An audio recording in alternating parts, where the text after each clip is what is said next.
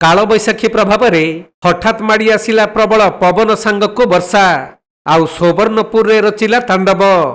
भीषण पवन रे भांगिला गछ उड़ीगला छात।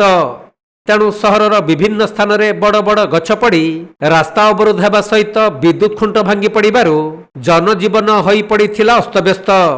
जिलार बीजेपुर रे थिबा एक पेट्रोल पंपर छात उड़ीजा सहित दीर्घ समय पवन रचिथिला प्रलय।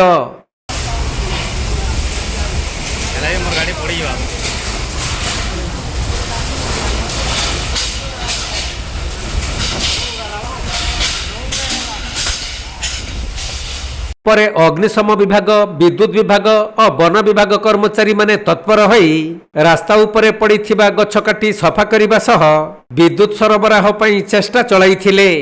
तेबे एपरी ग्रीष्मताती समय रे वर्षा सामान्य आश्वस्ति देइथिले भी सहर रे बहु क्षयक्षति होइथिबा जଣା पड़िछि।